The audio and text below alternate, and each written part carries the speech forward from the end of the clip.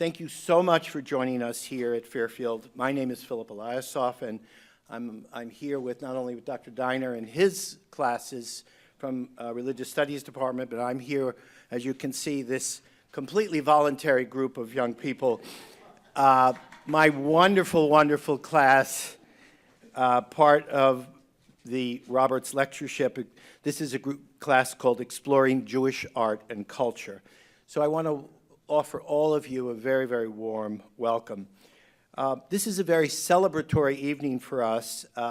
We remember the memories of the people who helped to fund and endow this lectureship, wonderful couple who lived here in Fairfield many decades ago, the memories of Sam and Bettie Roberts. They really, really were people who would come to Fairfield, enjoyed the blessings of music and art. Bettie was, in fact, a very accomplished watercolorist. We gave her an exhibit once here at the Walsh Gallery. And, you know, they're no longer with us. Sadly, Larry Roberts and his wife Agnes are unable to be with us tonight. But we do this with a sense of, you know, all being together. If we were sort of the early Zionists who were singing at the campfire in Israel long ago, they would sing together this Ine matov u'manayim shevet achim gam yachad.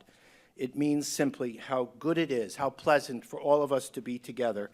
And we will feel that warmth in a moment when you will be listening to our very, very special guest, the artist Tobi Kahn. I'm going to allow my colleague, Dr. Glenn Diner, to have the privilege of telling you more about the very, very influential life and art and the career of Tobi Kahn. But I want to just mention a comment, as I had this privilege of beginning a friendship with our guest, Tobi Kahn. We had a series of phone calls. Philip, come to New York. No, I'm going to, and we were trying to get together. But then as we were speaking and having a third and a fourth phone call, I sort of blurted out, I said, you know, Tobi, when I think of you as the embodiment of the artistic spirit. You are our Mark Rothko of today, burning very brightly today. And it was a very long pause. And Tobi said, okay, Philip, you really nailed it. And I'm really honored to hear that from you. So imagine we're standing in front of one of those colossal, sprawling canvases of Rothko, who himself was, many of you might know, Rothko was born into a very Orthodox family, Russian immigrants who came to America. His birth name, he was Marcus Rothkowitz. He dropped the Rothkowitz late in the 30s. But here's what Rothko said about his art. And I was just showing Rothko to my students in class the other day. Rothko said, I'm interested only in expressing basic human emotions, tragedy, ecstasy, doom, and so on. And for the fact that a lot of people break down and cry when confronted with my pictures show that I communicate those basic human emotions. The people who weep before my pictures are having the same religious experience I had when I painted them. And so whether you find yourself tonight experiencing and looking at Tobi Kahn's art, whether it's a source of pain, hopefully pleasure, and maybe ecstasy and enlightenment, we want to honor Tobi's remarkable artistic journey. So now, as I said, it's my pleasure to introduce my colleague and dear friend, Professor Glenn Diner, the professor of religious studies and obviously our endowed chair of the Carl and Dorothy Bennett Judaic Lectureship. Come on up, Glenn. Thanks, Philip. Thanks, everybody. I just want to thank the Roberts family as well, Larry and Agnes, who are here with us on Zoom. Unfortunately, couldn't be with us today in person. And we should also acknowledge Christine Siegel, our provost. Really appreciate you coming here as well. Okay, so Jewish art. I think it's fair to say there's a lot of ambivalence, beginning with one of the first commandments in the Bible, Lo taseh lecha fesel, don't make any sculptures. So there goes your whole career, right? Interestingly, though, like anything else in the Jewish tradition, there's the counter-argument, which appears only a few chapters later, because then we meet Betzalel, who's commissioned by God himself to construct the tabernacle and adorn it and everything. So wait, so I guess art is okay. And this ambivalence or this tension really is with us throughout the long Jewish artistic tradition. What do the rabbis do with this? Moses Maimonides, the great medieval philosopher, rabbinic authority, decides that it's okay to make art, just no humans, no human depictions. Of course, the fear is idolatry. So you can't make people. I think that modern artists breach that all the time, but it does seem like that ambivalence towards the figurative is with us throughout the Jewish artistic tradition into modern Jewish art. If you think about artists like Chagall, Modigliani, yes, they're depicting humans, but in a very sort of interesting, distorted fashion, Cubism, Impressionism, and then we get into the abstract artists who were mentioned already, such as Mark Rothko, who just dispenses with the figurative altogether in order to express an emotion or an experience, the ineffable. So that suspicion or that fear of the figurative, I think, does run through the Jewish artistic tradition, and it produces some amazing, interesting, innovative art. And I think one of the leaders of this today, contemporary Jewish artist, is with us tonight. That's Tobi Kahn. Toby's already been compared to Rothko, so I won't do it again. Okay, sure. It's been so wonderful getting to know Tobi in the last few hours.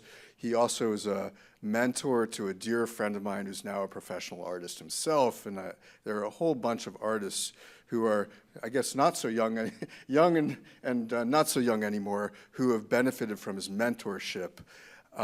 One thing I do want to address also is the Jewishness of Tobi Kahn's art, which even when it's not obvious, I mean, there are sacred objects that are part of his repertoire, but there's also the more abstract and somehow does feel very Jewish. Maybe it has to do with Tobi's biography. He's the son of Holocaust survivors, named after his uncle, Arthur Kahn, who is believed to be one of the first Jews who were murdered by the Nazi regime when Hitler came to power in 1933. He attended Jewish day school, received a BA from Hunter College and an MFA from Pratt. He also studied in several yeshivas. I think a lot of this just sort of comes into his artwork, a lot of this rich background, including Jewish background. His work has been shown in more than 70 solo exhibitions, more than 60 museum and group shows, since he was selected as one of 9 artists to be included in the 1985 Guggenheim Museum exhibit, New Horizons in American Art. Much of his work reflects this Jewish identity, and that's going to be my part of the conversation tonight. Philip will cover the more, I think, general universalistic art historical aspect of it as well. I think together we'll get a really good sense of Tobi Kahn and his work, so please join me in welcoming Tobi Kahn. Thanks.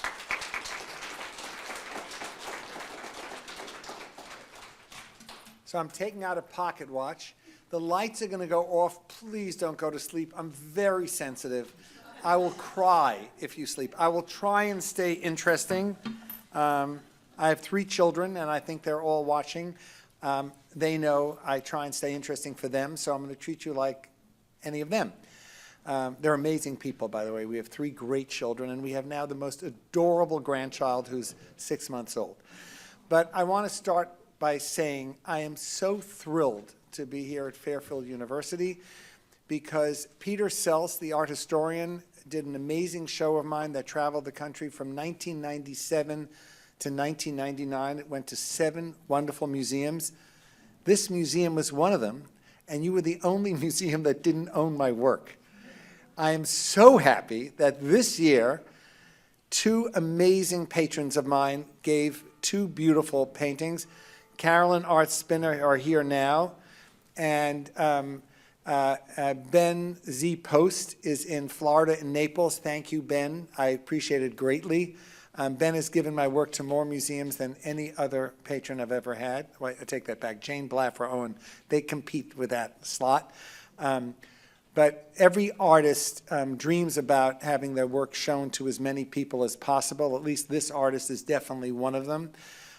So my art only survives if it is seen by human beings. So thank you all online, and thank you everyone in Orange County that's here, and Israel that's watching, and all of you in person. I hope you find this interesting. So it's now 7:45. I will be finished, thank you, by 8. Oh, louder. My wife, Nessa Rappaport's here and always tells me what to do. Well, so I'm going to talk about my work, and I'm going to go back quite a few years. If anyone is in Washington right now, the Phillips in Washington is the largest collector of my work. The Phillips in Washington owns 22 of my works, and they have a piece up right now of my work as a student when I was 25. So I decided to show you work that goes back to 1977. I was once your age. You fine young people here, I was once you. So it happens. You get older eventually, hopefully.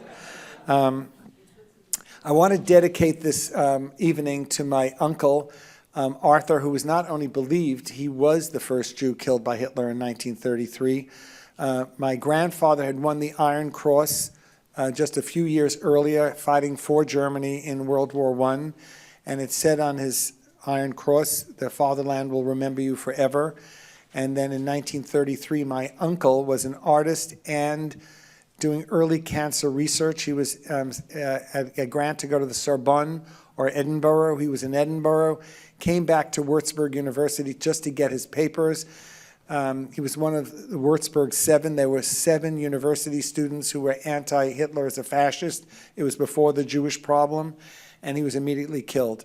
I think of him every day, and I think of him even more on Passover because he was killed on the first night of Passover, and my father would always study some sacred text in his memory.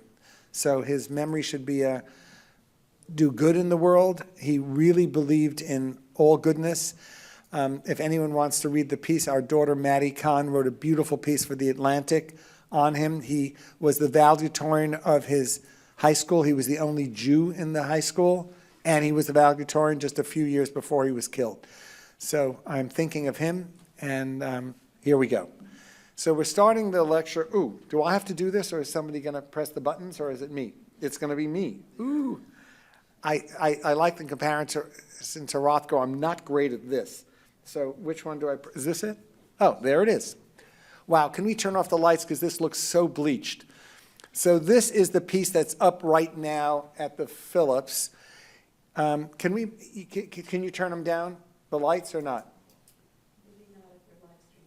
Oh, okay. Then you'll see them. So I'm going to come over here just to show you something, and I'll come right back to the microphone because I'm listening to that nice kid over there.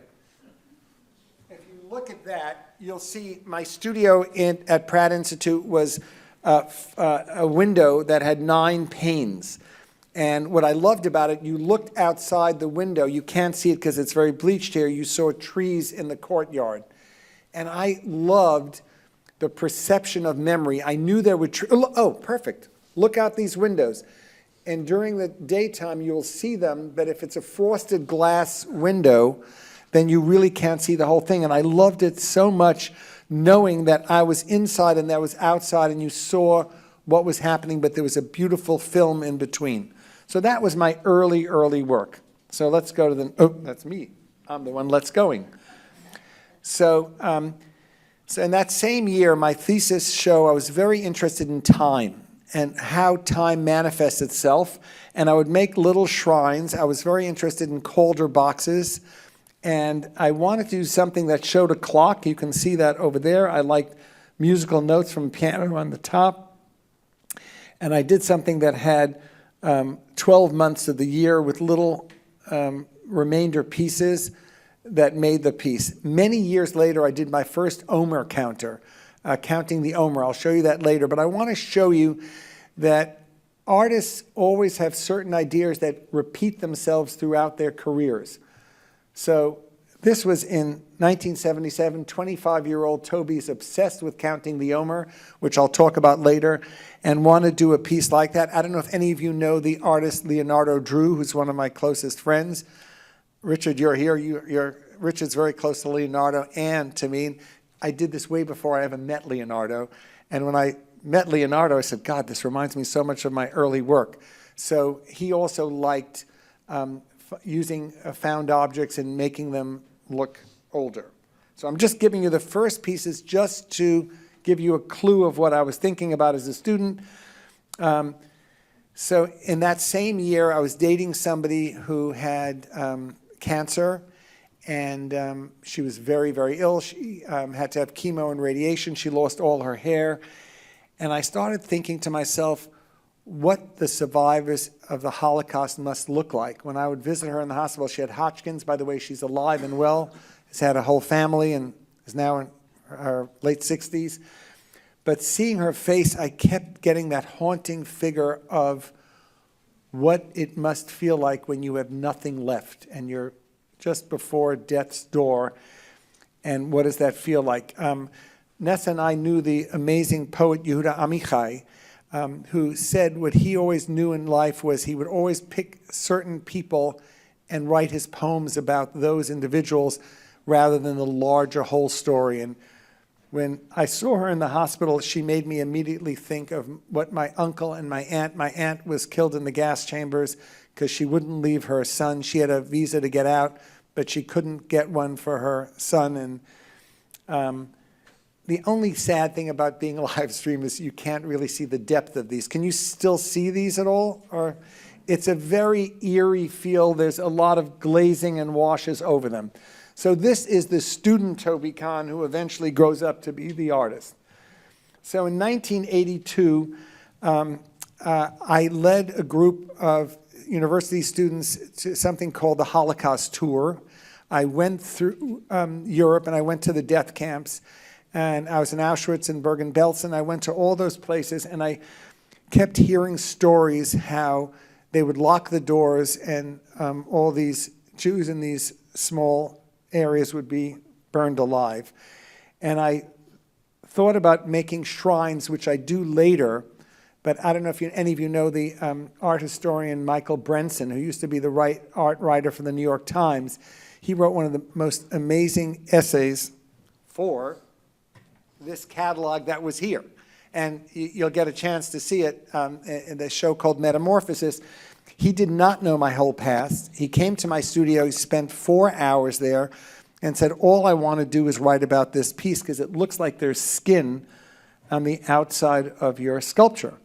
And you realize there are no windows and there are no doors and they're on pedestals. What is this all about? And I said to him, it's about being trapped and there's no entrance and no exit, but you know it's a building. Years later, I saw Louis Bourgeois' works, and I realized that I wasn't the only one thinking about what does it mean to be in a confined space, and what does it mean to know that something happened in a place, but you're telling the story for people that can't tell that story. And that is one of the reasons that I believe in making art. I'm trying to speak for the people that can't speak and tell a story for the people that can't tell their own stories. So we're going to start with the career that most people who know me for. And this was in 1985. This was the first piece bought by the Guggenheim Museum of Art. They own quite a lot of my work, and this was the first piece that was picked that later helped me get into that exhibition that changed my life, called New Horizons of American Art. There were 27 of my works in the show. But this is early landscape painting. I made my own frames at the time. I wanted to have full control. I still want full control of my work. And I wanted to look at landscape painting, and there's a beautiful show that I highly recommend right now that's at the Met, which is called David Caspar Friedrich, an amazing artist. Sorry, see, this is why I love having my wife. Casper David Friedrich. I sometimes invert things, and I just did it again. You should all be smart, all you fine young people. Marry somebody even smarter than you are. It will stand you in very good stead, which is something I did, and I knew I did it when I did it. So I want the landscape. So now go back to my student work, which is a few years early. What am I doing now? You'll see that I'm looking at landscape, but I'm trying to build up the texture. In the early white painting that you saw, I wanted you to work very hard to see the trees. Now I'm making it a little easier for you, and I'm saying to you, look at landscape of your mind. Think about foreground, middle ground, background. In Western art, there's always a foreground, a middle ground, and a background. Later in my career, I became more interested in Eastern art, which was all on a very different sense of plane.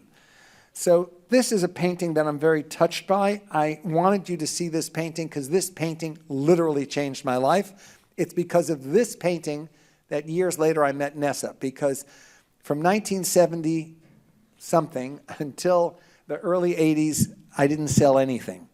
I really didn't. I mean, it was like not so great. All of a sudden, a few years after graduate school, in 1984, things start changing, and within a year, a lot of museums get my work, and I start selling my work, and I literally told every human, I'm doing this for you guys, right here, all you young students. I decided I wasn't going to get married till I could support myself. So for 8 years, nothing was happening, and then all of a sudden things changed. And then I told every human being I know I'm ready to get married, and I did 2 years of serious dating with a lot of ridiculous people, nice people, but not right to get married to. And then I met Nessa. So this painting, we owe our marriage and our children. Kids, you owe everything to this painting that the Guggenheim bought. All right, now we'll go to the next. So at the same time, you remember I showed you shrines earlier. In 1985, I became very interested in what a sacred space meant. What does it mean to think of yourself? If you go to Stonehenge, anyone know Stonehenge? Huge influence on me in England, ancient spaces. I'm very interested in Cycladic art of the Cyclades, and Alta Selecha Pesel, don't make an idol. Well, I love the way idols look, but I don't believe in them as worship pieces. But I wanted to make spaces that you can look at, and if you look at that figure in the middle, they're always based on real figures. This is based on dancers and swimmers. So the figure is reaching up to the sky, and this is called Brunn. This was the earliest shrine that I did, and I always knew that I wanted to do them life-size. I didn't know how that would happen, and you're going to see a piece later that I showed these in many, many museums. These are only 16 inches high, but they were the beginning of thinking about how to make a piece of art that brought you in. Now, some of my favorite sculptors are Giacometti. Giacometti's famous thing that he wrote. By the way, if you like any of these artists, write them down and Google them later. Giacometti said, makes a great sculpture? It's what you take away from the sculpture, not what you leave. And that was very important to me. This was done in '85. This is in our living room. It's seeing a figure. You see that figure, that blue area? It looks like it could be a nightgown or a river, and this is done in the desert. I was a guest of Teddy Kollek, who was the mayor of Jerusalem, and he invited great artists to come. It was right after the show at the Guggenheim. He invited me to come to be a guest, and I did the series of these paintings in the desert. And I like the idea of ambiguity, so it looks like a landscape. This is following too. It's not that realistic, but it's giving you an inkling of landscape and figure intertwined. Again, I still was making my own frames at the time. So this, I was just talking to somebody who grew up in Denver. This was just shown at the Denver Museum of Art. This was the first piece that the Phillips acquired of my work. I've always been interested in flowers, and if you live in New York and you ever get a chance to go to 28th Street, you go to the Flower District. From a very young age, I would go with my mother to the Flower District, and we would do flower arranging. So I wanted to do a flower that I'm going to see, raise your hand. I can't do this for the people online, but you can raise your hand in your own room. I won't know what you're doing, but how many of you see a flower in here at all? Wow, this is great. And I love the chiming of the bell. Perfect timing. So it looks like a flower. Does anyone see any specific type of flower? You can just scream out the answer. I'm very okay with that. Anyone see any type of flower they think of? Or just a flower, a generic flower? Iris. Ooh, I love irises. Anything else? Tulip. Great. Anything else? Give me one more. Say that again? Firebird. I love those too. So I'm happy that no one thought all the same, because I didn't want it to be a specific flower. I wanted it to be a generic flower that made you think of other flowers. So you'd say, like, wow, I love that flower. And what interests me in making art, I'm much more interested in your memory than my memory. In other words, when you look at something, and we're going to go back to this landscape, Nessa helps me come up with all the names. I do not want you to say, this is the desert, and this is this. I want you to say, well, let me hear from all of you. Does anyone, or this one even more so, what does this make you think of? And I'll tell you something interesting after you tell me. Anyone see any landscape that they remember in their past that this reminds them of? Yes? The Aegean. I love the Aegean. The Aegean, one. Give me two others. Oh, I haven't been. Oh, I'd love to be in Gibraltar. I should go there. Gibraltar, you're correct. Anything else? Hawaii. Have been there, and yes. Anything else?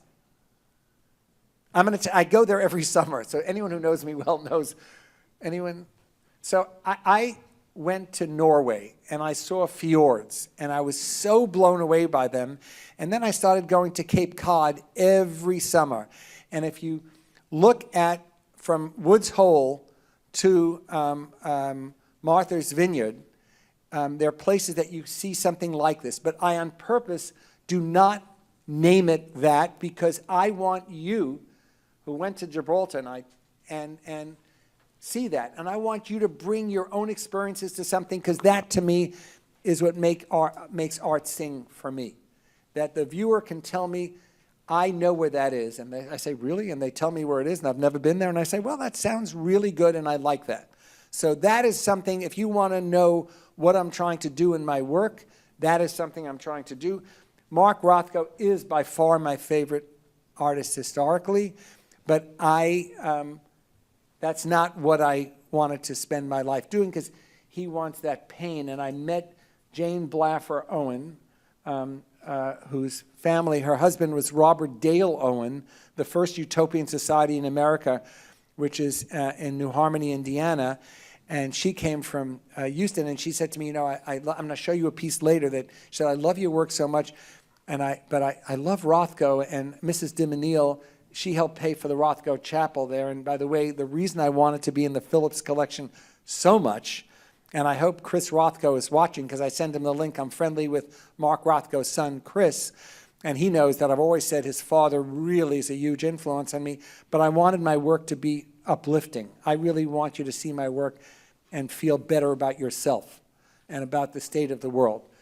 So this piece was done in 1993, and I had a show at MoCRA, thanks to Father Terry Dempsey, an amazing Jesuit priest who really introduced me to two of the people that changed my life, which was Jane Blaffer Owen of the Blaffer family, and Peter Sels, who curated the show that came to this museum. And this was in the opening show of MoCRA. This is this big. It is a bronze. And Jane comes to me, an amazingly modest woman. Did anyone here know her? She died only a few years ago. She was the most remarkable patron ever. She talked with her eyes closed, and she came to me as she's seeing the museum show, and she said, she holds my hand with her eyes closed. I'm freaking out. And And she goes, you know, your work is so powerful, it's so beautiful. And I'm sitting right next to Peter Sells, who had just offered to do the traveling museum show, and I'm being very polite, but want to get back to the conversation about the traveling show. And she goes, your work has such a beautiful sense of holiness. Somebody should do that large. And I said, thank you very much. And I forget about the whole conversation. Somebody later comes over to me and said, do you know you're the luckiest young man? And I said, I know Peter Sells just said he wants to do a traveling show of my work. And he said, no, Jane Owen wants to do a large sculpture of this work of yours. And I said, who's Jane Owen? And she said, do you know the Blaffer Trust? And I said, no, of course I know. The Blaffers were Exxon and Texaco. They have the Blaffer Museum in Houston. They've paid for major pieces of art around the whole country. So she sees this work and says to me, let's do it large. So that year, it's in New Harmony, Indiana. It's a place to go to. People get married there. I'm very proud. Since 1993, if you Google Shalev or Angel of Mercy, she wanted it to be in New Harmony, and I wanted it in a piece of land because I don't know if you know who this is, but another artist, very big influence on me, is Henry Moore. And Henry Moore said, what makes a great sculpture? It's a sculpture that you can see all the way around. I took it a little further and I said, like, let's find a piece of land. She owned the town of New Harmony, Indiana, because it was her husband's family, great-grandfather started it. This is right by the Wabash River. Back here is the Wabash River, and it floods once a year for a month. This is way before global warming was an issue. It just floods every year. And I loved the idea to have a sculpture that could be in water. I don't know if you know who Robert Smithson is, another great American artist who did Spiral Jetty. And I liked the idea that my sculpture wouldn't be underwater, but it would be surrounded by water every year. And this is the view. The Wabash River only floods, and this is why I love Jane so much. That land in the back were fields. And she said to me, do you like this area? And I said, I love this area, but what happens if somebody buys it? And she said, it's taken care of. So this is now all owned by the University of Indiana. My sculpture is safe there. The land until the Wabash River is all owned by the university, and it cannot be changed. So this piece has been there now since '93. I've gone back to visit it. I am so proud of it. So I just want you to go back and understand something. All of you young people here, dream as large as you can. It might take 10, 20, 30 years, but go for what you want. And hopefully you'll meet somebody who helps you make it happen. And I do believe that artists can be nothing without patrons. So this is a great story. Since you all know I like flowers, this is a menorah. I don't know if you know what a menorah is. Anyone not know what a menorah is? Don't be shy. Raise your hand, and then I'll explain it. Well, for anyone in the audience, thank you. You're a nice person for doing that. A menorah is for the holiday of Hanukkah. Hanukkah is the story. Many people think it's just like Christmas. It's not, but it's the same time of the year. And the story goes there was enough oil to last for one day, and it lasted really for 8 days. Why are there 9 candles here? Well, because you use something called a shamash, which I don't like making up anyone's mind for them. So I have another little piece of, this is bronze, and I have another little piece of bronze that fits in the top, and I don't like things that are in storage. So this can be used on your dining room table during meals as 3 separate units, and it's based on, Nessa lost $1 million to me, because I'm going to ask all of you, does anyone know what flower continues to grow after you cut it? Anyone know what flower that is? If I told you, don't answer. If you don't, anyone know what flower ooh, this is so much fun. Great party trick. Going out with somebody, you want to be nice, bring them flowers. Are you ready? Buy them. Anyone want to guess what it is? Yes. He's a fantastic. So tulips are the only flowers that continue to grow after you cut them. And if you want to test me and don't believe me, I think you're wrong not to believe me because I don't lie, but buy 3 roses and 3 tulips, put them in a vase, cut them the same size, and by the next morning it'll grow. So conceptually, I wanted to make a menorah made out of tulip pieces. So conceptually, they continue to get more oil, or it grows continually as the holiday continues. Okay. And I like the number 3. The number 3 is in many faiths, in Christian faith also, the Father, the Son, and the Holy Ghost. But in our faith, you say Torah, Avodah, Begamilat Chasadim, and Carol Spinner and I founded Avodah Arts, and Avodah is worship. I am a Kohen. A Kohen is the guy, anyone watch Star Trek? Remember he did like this? This is the symbol for the priests. And I love that you brought up Betzalel, because I love Betzalel in the Bible. Anyone read the Old Testament or our Bible? Betzalel is the artist who did all the work with God. And Betzalel in Hebrew means Betzalel, in the shadow of God. Love that. Because I believe that artist, at least this artist, I'm very committed to making art that helps change the world. I deeply believe it. I'm very proud to be Jewish, but I don't believe Judaism is, I believe there are many religions in the world, and I think God would not have made a world full of everybody if everyone couldn't be. I believe in the chosen person, that each of you can be chosen, and that's where I come in. But I like my own heritage for me. But you should do your own heritage and do it fantastically well. So that's that. So this became another, I've done 2 Holocaust memorials. I did this for the city of La Jolla. This was in 2000. And I wanted to do something that was very inclusive. I wanted it to be for anyone that was killed by the Nazis. So what I did is I took out an ad in the papers, and I said, anyone that had a father, mother, anyone that, Hitler called you a Jew if you had certain amount of relationships. If your father, your mother, your sister, if you had relatives that were Jewish, you were Jewish. So in all the papers, I took out ads and I said, anyone who was killed because of Nazi Germany, I want your name and I want that to be on the wall. So we got 10,000 names. It's so sad. They all were Jewish, which was fascinating to me. They were and all the names, and they only had to pay $18. 18 means life.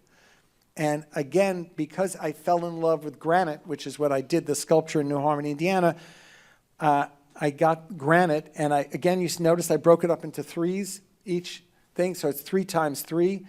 And there I had a bronze figure, and that figure is watering the land. Right in here is a kindergarten, so I didn't want to do something that would scare the kids. But on all these stones here, you can see all the death camps where every person who was killed in La Jolla left from. And then on this wall here, I had all the righteous people that hid people during the war in there. And then Nessa helped me figure out a way. This is Nessa. This is all Nessa's writing in there, of telling the whole story of when Hitler came to power until the end of the war. Now, why did I have to do it like that? This is on public land. And on public land, it had to be about the whole history of what happened, not only about the Jews. So Nessa helped write the entire thing. It was really a powerful project to do. And I left enough room on the bottom for people that wanted to leave flowers for the dead there. I was very influenced by an amazing artist, Maya Lin, who did the Vietnam Memorial. Yes, every artist is influenced by every other artist, and I love the way she left spaces for people to put flowers there. I'm watching my time. This was a project that really was one of the most powerful projects of my life. I was commissioned by another Jesuit by the name of Father Walter Smith to do the healthcare chaplaincy. And this is a meditative space. Now, we were talking about great light artists. All you fine young people, I'm going to give you 3 names of great light artists. I'm hoping you can remember at least one of them. One of them is James Turrell, who's the most famous. Then there's also somebody by the name of Doug Wheeler, who's by far the one that influenced me the most, and Robert Irwin. All West Coast artists who understood that light is a very big part of creating art. So I wanted to do, when Father Smith commissioned me, he said, I want you to do a meditative space. And I said, what do you want it to be? And he goes, you're the artist. You tell me what you want to do. And I said, well, I really want to do a room that incorporates all those light artists, but it's not an open space. Don't you love hearing that? I'm going to use that for all my lectures. I love that. So that's a dome. And on the top, I have tungsten light, fluorescent light, so it's all different lights. I made it look like it's the sky in here, but there's 2 floors above this floor, so I couldn't go to the sky. So I lowered the ceiling so you feel like you're at sea. And these are the images that are by far the most important that I've done in my life. These are my sky and water paintings. I don't know if you know who Joe Papp was or Elizabeth Swados. I did set designs at the Public Theater for Elizabeth Swados, and I learned from that about something called leather that is stressed leather that you can sit in. It's a foam that's used for theatrical stuff that your body, when you sit in the space, after you leave, your body remains that shape for at least 20 minutes after you leave. So I believe if you're going to meditate in that space, when you leave, your body should still feel like it's in that space. This is a piece that really, people say to you, how long did it take for you to make a piece of art? I was bar mitzvahed. Bar mitzvah is what a Jewish boy is 13. A Jewish girl is a bat mitzvah, is 12 years old, because girls are more mature than boys. My speech was about counting the Omer. The Omer is, we believe, you don't have to believe this, but we believe in something called Sfirat HaOmer. It's counting 7 weeks of 7 days. And my bar mitzvah story was, you usually tell a story about this section of the week of your bar mitzvah. I didn't like my section. I had an amazing mother, and I said, Mom, I'm not talking about the section of the week. And she goes, you better talk to Dad. And I said, I don't want to talk to Dad. But I said, I'm born in between Passover and Shavuot, which are these 49 days. I said, I'd like to talk about counting Omer. So the counting Omer is, we believe we were slaves and we became a free people. We walked around for 49, a section of 49 years, 40 years, but 49 I like also. That's one of the things you can do as an artist. But it is 49 days from slavery to redemption. So these are 49 individual sculptures that come out, and they only fit in one direction, and I'm very interested in refracted and reflected light. So there are now already 29 of these in the world. The Minneapolis Museum owns one, the Jewish Museum owns. There are a lot of museums that have them, and each piece only fits in one place because I'm very interested in diversity and humanity, that every person makes the person next. Like all you great kids over here, don't you see how interesting you all look? If you all have the same haircut, if you all have the same glasses, if you're all wearing the same shirts, you wouldn't be that interesting. But because you all look so different, you become cool. So I want that for my 49 days also. So all these sculptures only come out and fit in one direction. So this is yet another ceremonial object. These are baby naming chairs. And if you know, in the Bible, there were the 4 mothers, and I made a chair for each of the 4 mothers. And do you notice anything interesting in the chairs? Look at the front legs of the chair and the back. Are they in the same plane? Anyone want to answer me? There's no trick answer. Do you all see that front legs are wider than the back legs? Do you see, if you conceptually, I'm going to get back here because I have to be on the microphone. If you look at this chair, you see the front legs and the back legs are pretty close to each other. They're not exactly, most chairs, in fact, these chairs are great for stacking because they are a little different. But I wanted to do that. As a child, you bring your past with you. So if you conceptually close these chairs, the back legs and the front legs don't touch each other. And yes, I love Frank Lloyd Wright and Renee McIntosh. I see those people shaking their heads. I believe you should borrow from any good artist that you see and make it your own. I also wanted, nobody knows what the 4 mothers look like because there were no photographs at the time. So I took the attributes of those women and did a piece based on that. This was, I'm very proud of this, and I want to thank Anna Heller, who was then the director of the Mobia, the museum in New York, and she just became the director, and I think she's watching it tonight. I will be having a show. If anyone wants to come to Boca next year, I have a solo museum show opening that will have a lot of my work, and it'll be at the Boca Museum in 2026. So she was the curator there. It's always great for artists when curators and directors leave their museums. If they like your work, they very often take you with them. So I have to say that I'm very blessed that there are quite a few curators that did that. But this became a museum show, and these are a series of paintings based on different ways of looking at creation. I did the arc doors, I did the eternal light, I did all the art for that space. Now we're going to get to memorial lights. I've always been interested in making sculptures and bronzes that commemorate the life of a person. And in every culture, there are different ways to do that, and people sometimes live for very long times, and some people live a very short life. And I wanted to do different memorial lights that dealt with different ways of leaving the world. Some of the people, my grandfather, who I adored, who our son is named for, lived to be in his late 90s. So this is the piece I did for him when he died.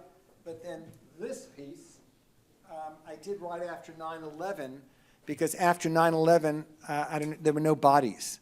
So I made that broken vessel, and when you light the candles in that broken vessel, there are two towers that come up that commemorate the buildings for that. So each one is a very different way. That is for, the middle one on the back is for Darfur, or at different times when there were a lot of death, that whole communities were killed. So I wanted each one to have a very different feel. So now we're getting to the thing that I just can't stop doing. These are my sky and water paintings. These are the things that more people know of my work than anyone else. If I go to a place and people say to me, "Oh, do you do those sky and water paintings?" And I say, "Yes." I started doing them in 1987, and they're all over the world. This is one piece, and it's I forgot to tell you this all. Whoops. All my paintings are based on photographs I take. Everything I do is based on a photograph I take, and then I use that photograph as the basis for painting on paper, and then if I really like it, it becomes a larger painting. My work takes anywhere between 2 months and 6 months. I have a very large studio now, and I have many tables. I work on 10 things at the same time. But these are all photographs of sky and water, or sky and land, that I saw all over the world. And I wanted the horizon line to be the same. And I wanted you to feel like you were at peace. If anyone goes to NYU, I'm in the lobby of NYU, one of the hospitals. There are 6 of them. They're in many museum collections around the world. The Phillips has a beautiful sky and water. Mokra has a beautiful sky and water. I'm trying to think of, a lot of places have them. I can't remember them all now. But this is something that touches me deeply, and I keep doing them. This was a project I did for the Educational Alliance. I was asked to do something in 2011 for 9/11. And my grandparents, when they had their 50th anniversary, it was on Windows on the World at the World Trade Center. And as a kid, I used to love watching outside. I'm sad. Can you see that those are all little white things? Can you see they're little pieces of wood? All that is made out of remaindered wood. And it was when you walked out of the city and you saw pictures after 9/11, the city was covered with white. And I wanted that to be the centerpiece. I made 2 towers to collect charity. And this is the exact same dimensions as the Twin Towers. And so many people kept dying because of cancer that they got afterwards. So I made plaques. I went around the city and looked at plaques and made the 2 charity boxes out of plaques that you could then write the name of anyone that you knew that had died then. This is so for my wife's birthday every year we go on a trip somewhere. That's the deal. On my birthday, I'm in my studio all day, and on her birthday, we travel. And this was in Costa Rica, and we went to see rainforests. And how many of you know the Michelangelo's Sistine Chapel? Raise your hand if you know it. All right, very famous piece. Do we all agree it's very famous? What's your favorite part of that piece? Yes? I adore you. And that's the right answer. Usually I say there are many answers, but since you got it right away, I love it. Anyone know E.T.? Did anyone see E.T.? Do you remember this? E.T., E.T., you know, that finger. So I'm in Costa Rica. Our son is an Iron Man, and he's in there and freezing water. And I see the water, and I see the sky, and I go, oh, my God. That's the finger of the Sistine Chapel, and that's the finger of E.T. I love that idea of all the energy coming in that space. So it's not really a finger, and it's really not Adam and man, and it's really not E.T. and phone home.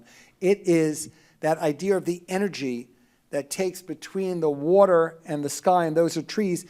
This is based on a real photograph that I saw, but I saw it the way I'm telling you now. This is not exactly how it looked at the time.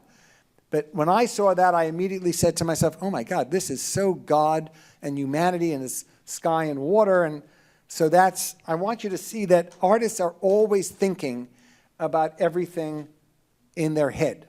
So that's a blow up so you could see what it really, now can't you see it better in this photograph? So again, I think I told you, I don't like my stuff going in storage. So these are 12 units that become the whole piece. And the 9/11 Museum owns one. Other museums own it, and then each of my children own one of them, and the other ones are in private collections, and they have to come together once every 10 years to be shown as a whole unit. So you can tell, you remember I showed you early on the flower that I liked? So I like flowers that are in full blossom. This is going inside the flower. What are you going to say? A poppy. I love it. Anyone think it's something else? It's not necessarily. There's no right answer. You're not going to fail. You find people in the front rows, you will not fail. Anyone see any other thing other than a poppy? Carnation. Some people see. Anything else? If you open up, my great aunt in England had these gorgeous, huge roses, and the roses opened all the way up. Also peonies. Jane Owen had a lot of peonies farms, and you know, not the simple peonies, the ones that have all the. I like the idea of the inside of the flower. This is right before the flower goes to the next world. I mean, it's right at the end of its height of blossom, and I just love the way it looks. So this is very important to me. I've always been interested in the environment. I really believe we were placed on this world to take care of the world, not use the world. I've done a whole series of paintings, in fact, quite a few exhibitions, and I wanted this one in this lecture. This is about how beautiful disaster can look, because I think this is quite beautiful. But this is all the ice breaking up. Can you see it? The water's there and the ice is breaking up. It looks so beautiful, but it's so damaging. So I want everyone in this room to try and think about, I've learned from Nessa to keep my plastic bag separately, keep my silver foil. You want to make sure that you're taking care of the planet as best as you can. So this I did for you guys because, Philip, you told me your students would be here, and that's why I'm talking to them, because they showed up. All of them. Think about the environment. Think about how you can help protect the environment. So I get commissions from all different people. So a few years ago, someone called me and said to me, have you ever done anything for miscarriages? And I said, no. And I decided to do this piece because if you want a child and the child dies, you know, or you're pregnant and it's very sad. And so this is a memorial light for the unborn. And if you put your hand in there, you feel what isn't there. And I think there's something very beautiful for people that want to memorialize anything that they don't have anymore. I think that's a very, very important thing to do. I'm watching my time. I have 3 more minutes. I'm going to race through the rest. This is the inside of an orchid, but also, anyone know about the story of Adam and Eve? Anyone want to tell me, what's the story with Adam and Eve? Somebody, you shook your head, you're so nice, I don't want to call on you if you don't want to tell. What? The first 2 people creation, they took the forbidden fruit. Say that again? They're the first 2 people creation, they took the forbidden fruit. That's true, 100% right. But when they came out, some people believe they came out of one being, and it's either from the hip or the side. And I saw this orchid hanging on a tree in Panama, and I thought to myself, wow, it didn't, does not sound nice. Look at that head. And I like the idea that it looked like it was one body, one head, but two sections. And I always think to myself, Adam and Eve came out of one thing. And I don't know if you know what fractal geometry is, big influence on me. Fractal geometry are things in nature repeat themselves. So this is the inside of an orchid. I see this upside down hanging figure, and I go, wow, Adam and Eve are in here. And this is the beginning of creation. So I love that. This is a tree. I've always liked trees. This is about trees, and I also love bare trees. I like seeing the bones of trees. This is a sculpture garden I just did in Jefferson in Philadelphia. Again, if you know anything about Cycladic art, big influence on me. I love all these Cyclades pieces. Each piece looks very different. When you look at them, it looks beautiful in the morning and the night. It's right in front of a new building. These are two, I'm going very quickly now because I'm scared that I'm running late. I have like 30 seconds or less. Go ahead.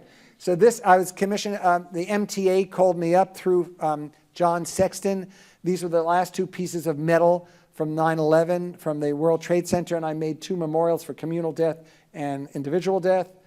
That is a new series I've been working on since 1985 on dancers, and this is a very abstract dancer.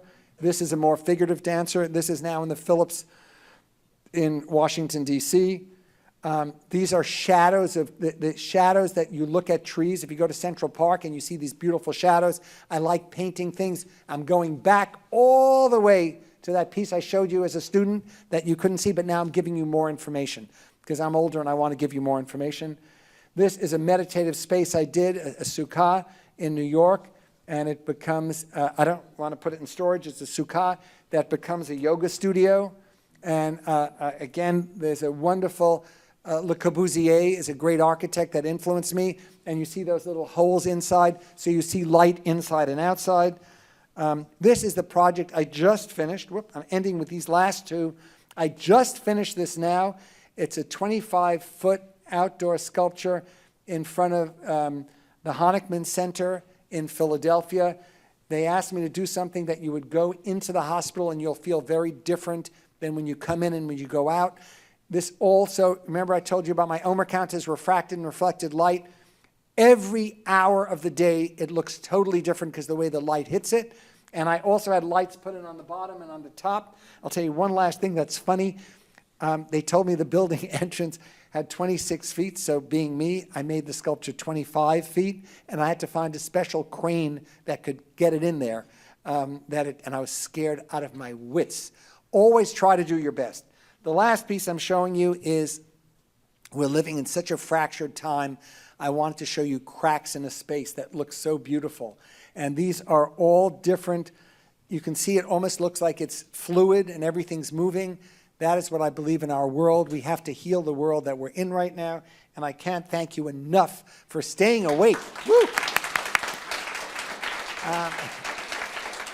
All of the people in Orange County, thank you for being here. I count on you showing up. So now, do we need to get our speakers? Yeah, you sit there. You sit I had my pocket watch. I'm 2 minutes late. Okay, thank you.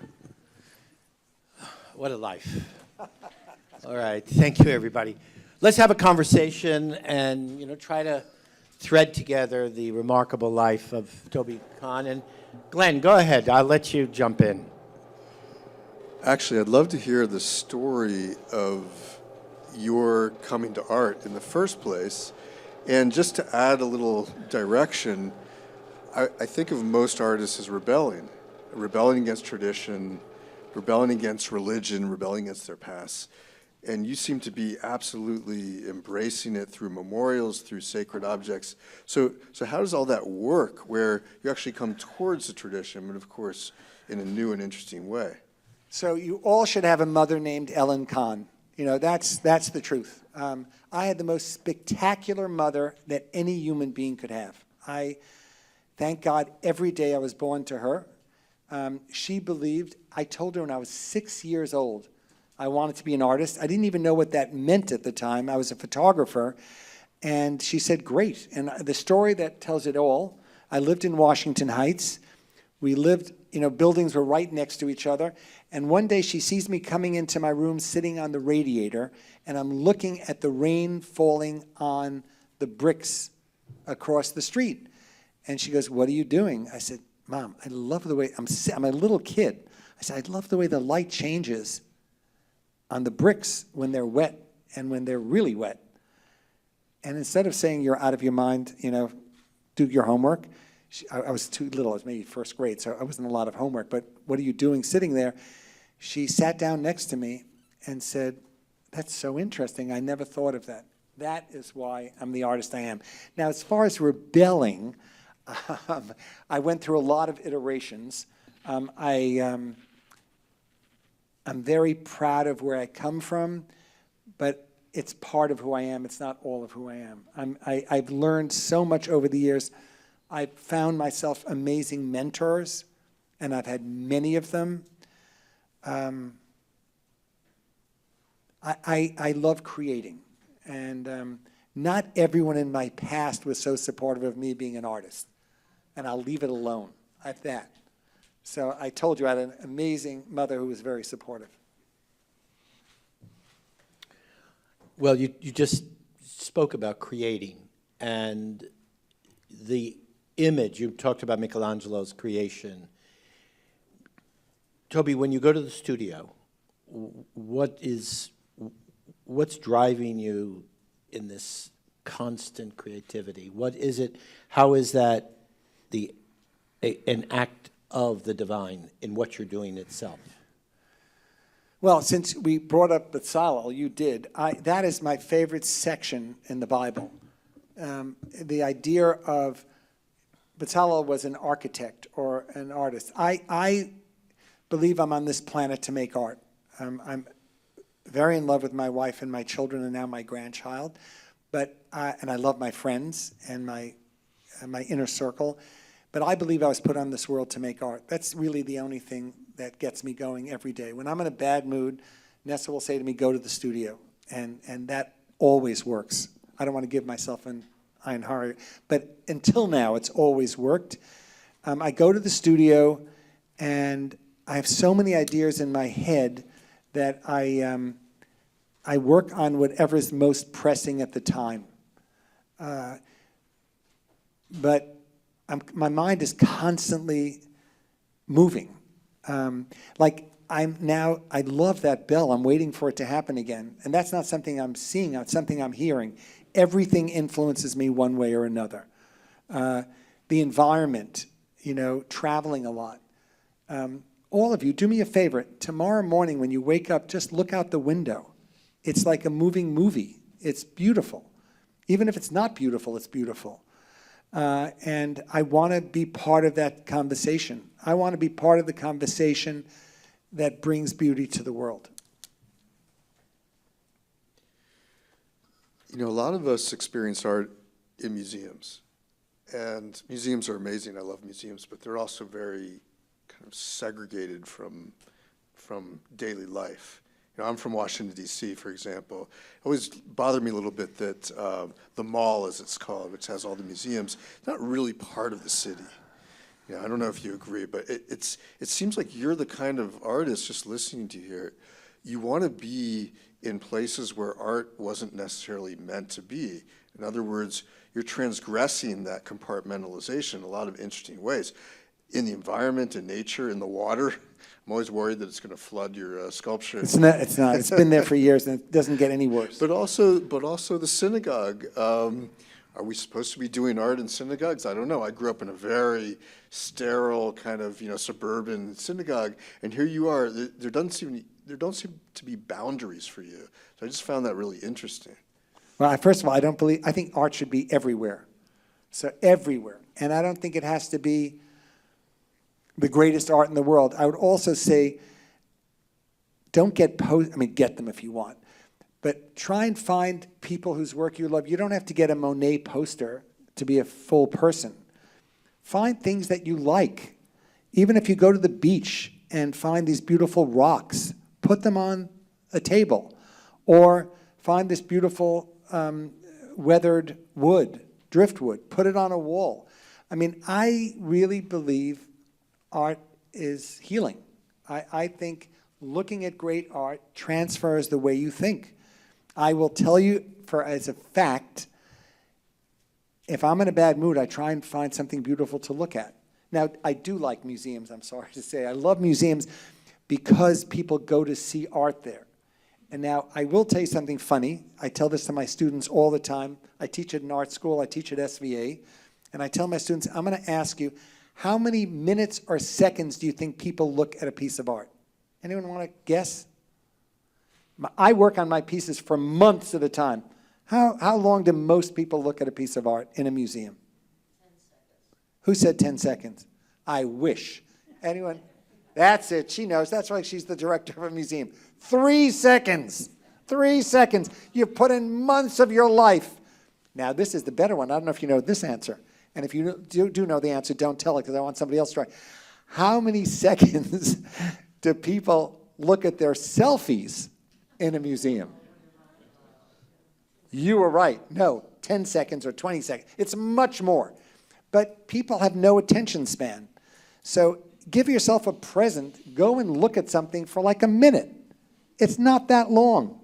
A minute seems like it's an hour, but it's only a minute. So I do think, I do love museums, and I'm an addict. But I even more like than going to museums, I like making my own work. So I did something which I learned from my mentor, George McNeil. And George McNeil said to me once, you should teach art history because you love art so much. And he convinced me to start doing gallery tours, which I've done since 1980. I still do them today. And the reason I do them is I'm very obsessive. If I'm going to do a tour, I have to be the best tour guide ever. New York Magazine in 2000 picked me as that. And I do my homework intensely, looking at work. And that way I leave my studio.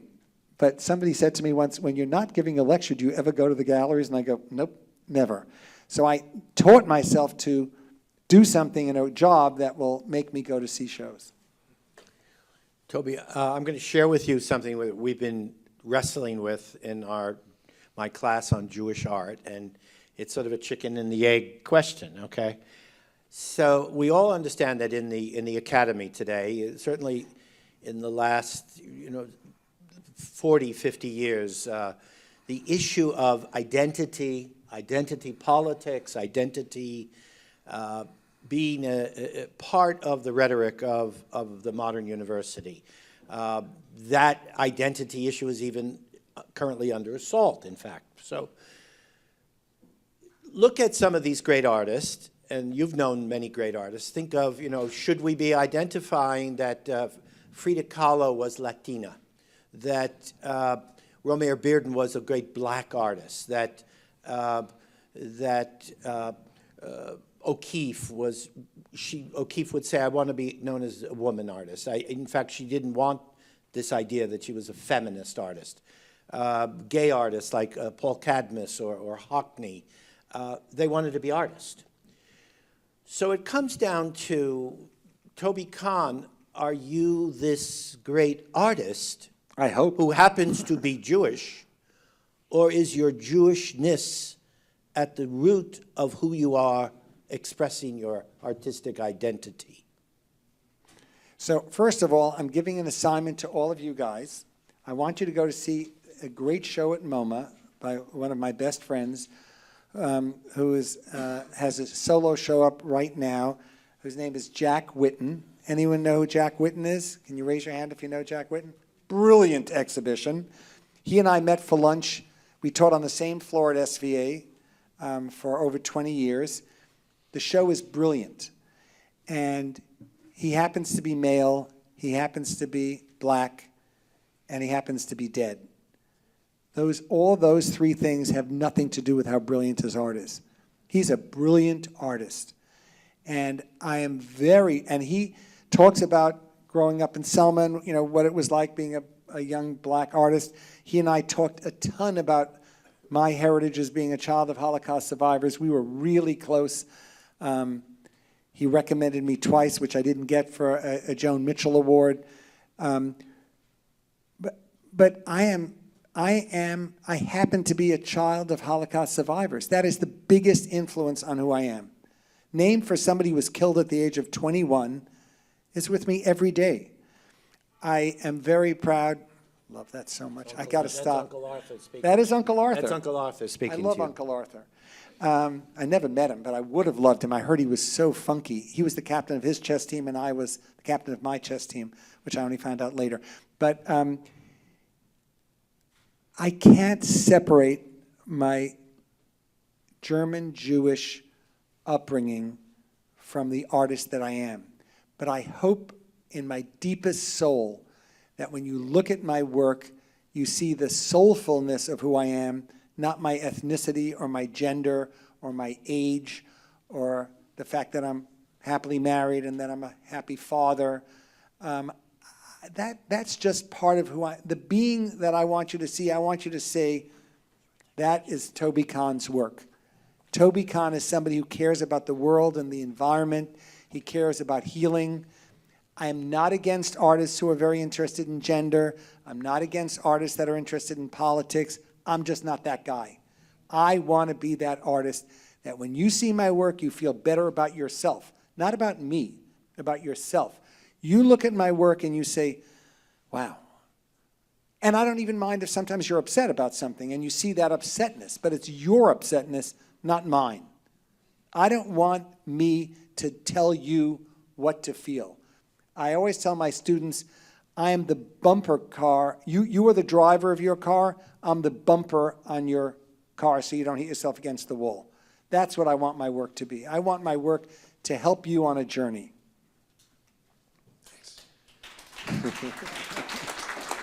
So one more question, then we'll open it up.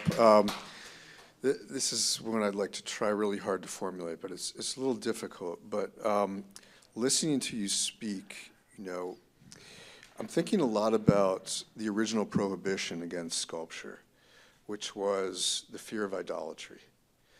And I wonder, it's not something people do today, at least most of the world, but it seemed to be a fear of kind of limiting yourself, restricting yourself.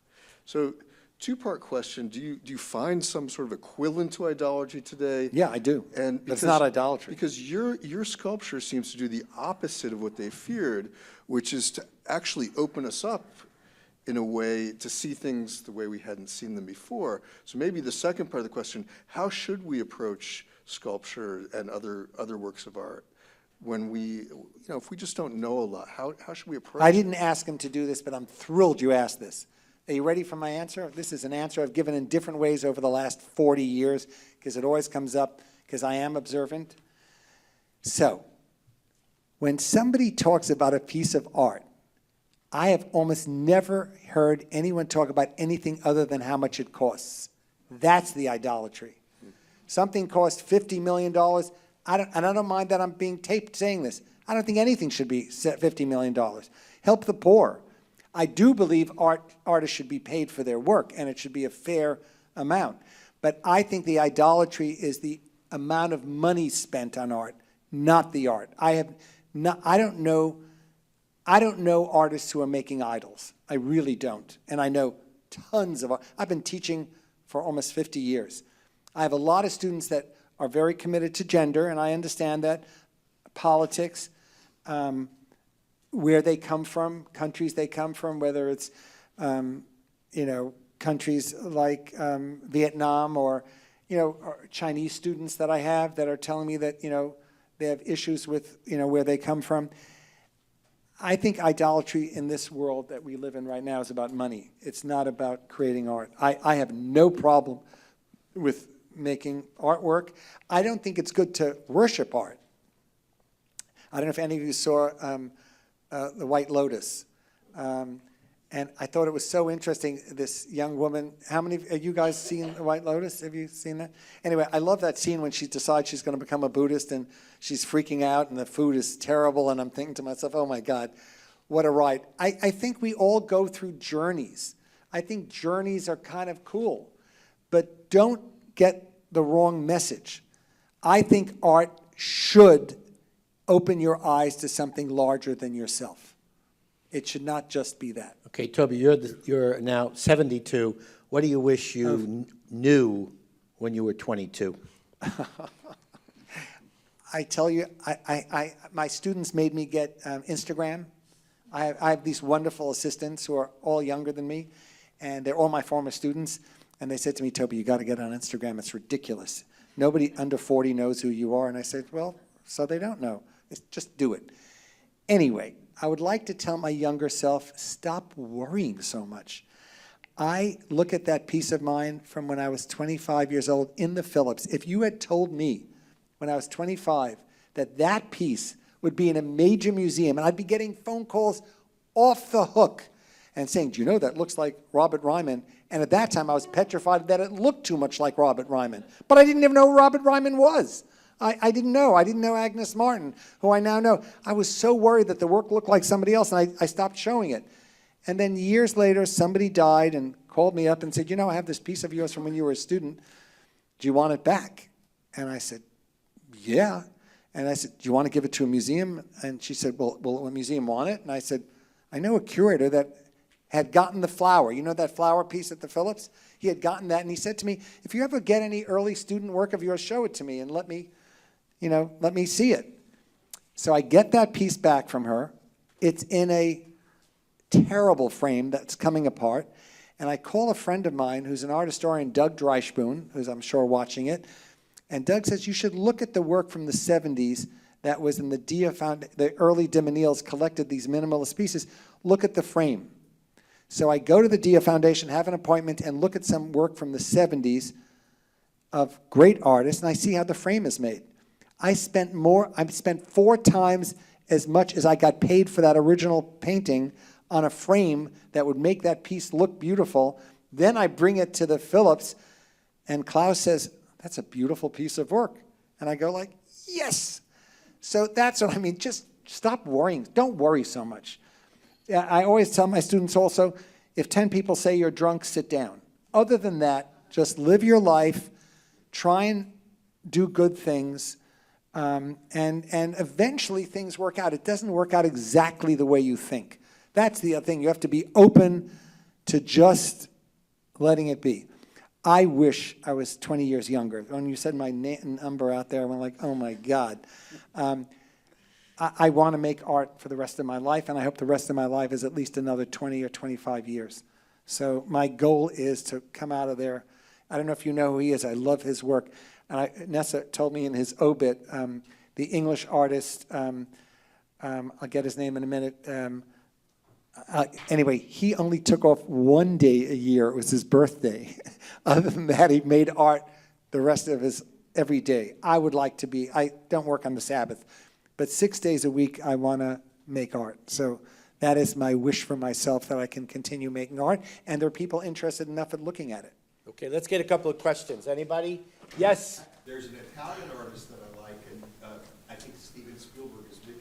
And I see this thing, $5,000 in Huntsville, Texas, of all places. And I called him in Italy. I didn't, know him, or I got his phone number or whatever, and I called him and I said, Mr. So-and-so, I know who you are, I love your stuff, but it's, in another world, but this thing is $5,000, and, he said, well, that seems implausible, but why don't you send me a picture of it? And it either is or it isn't. So I sent him a picture of it, just the internet picture, right? He calls me up and he's laughing, he says, this is really strange. I go, why is that? He said, it is, so good news and bad news, it is mine. But it was stolen. I made it in high school Oh. How they even got it, I couldn't even imagine. So I said, well, should I buy it? And he said, he said, that's not for me to answer. It was me at the age of 16 or whatever it was. So he was very nice about it and so on. And he said, probably somebody will get it, and doesn't matter if they know who did it or not, and so on. He couldn't have been kinder, but it was just, I thought was very, not nonplussed, but charmed, for lack of a better term. He just thought it was funny. So. Well, you look at Picasso's early work, he was unbelievably good at 10 and 11 and 12. Amazing, yeah. Questions? Any question? We'll get a mic to you. Anybody? Question? Here we are. He's a very brave student. Come on, over here.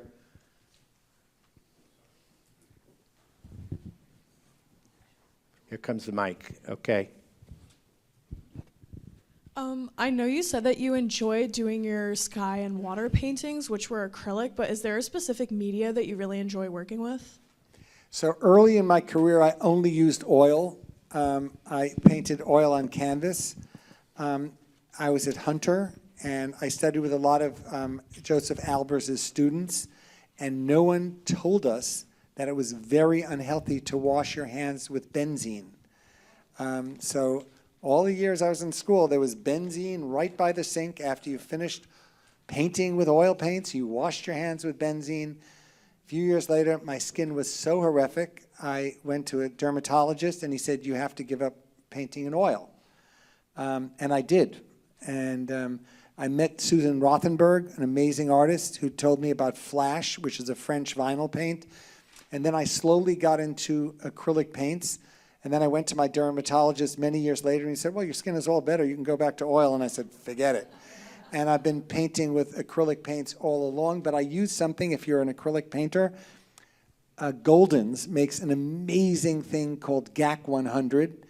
And you put that into your paints, and it gives it, I like that feeling of oil, that it's something called transparencies.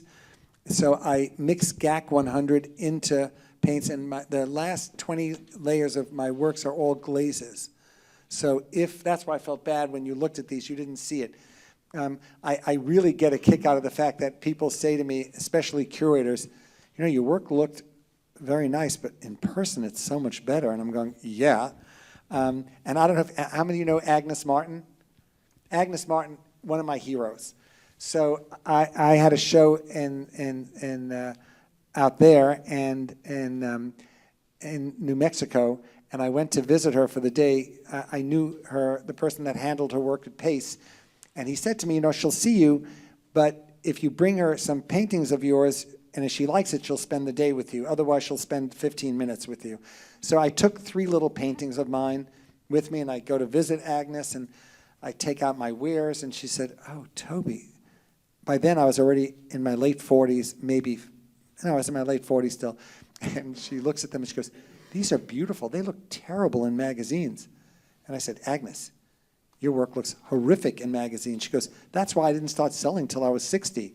So I always laugh at, you know, a lot of work should be seen in person rather than online, even with, you know. I'm going to second that because, you know, to see several of these on Zoom in Los Angeles, Josh is probably, you know, it's a long stretch. Right. You know, if you look at it on Zoom from LA, you know, it just is. Well, good. Go see the work in person. If you ever get a chance to see my work. Oh, you guys have a beautiful painting. I just saw it in the School of Nursing. It's there in You life. can see it in person. Yeah, you can see it in person. We just drove by. That's why I was a minute late, because I'm a little obsessive and I wanted to see the piece on the wall. It's on a In the School of beautiful Nursing. orange wall. Okay. And then you can like it or not like it. Okay, unfortunately, we have to wrap things up, but thank you so much for coming, and thank you for Tobi Kahn. Oh, he had a question. You had a question? Should we take, Yeah. let's take one more. Let one this more. kid- Kids' One question. question, go ahead.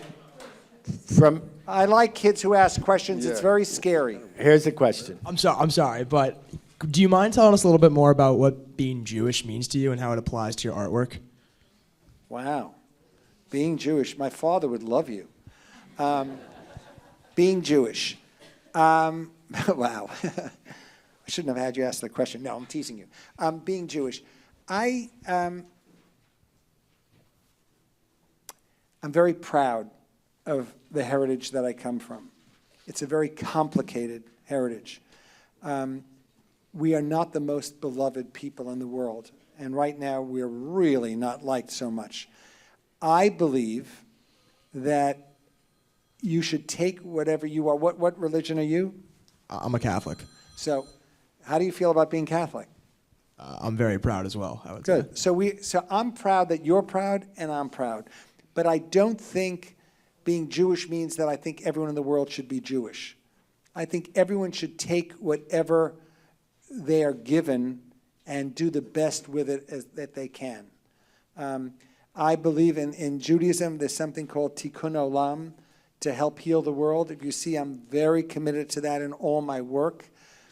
I don't believe in I and you.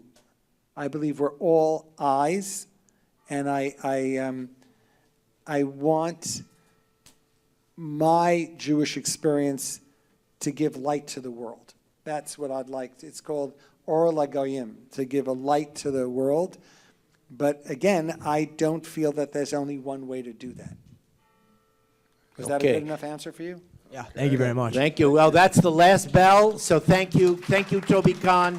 Thank you to the Bennett Center. Thank you to the Roberts family. Thank you and good night, everybody.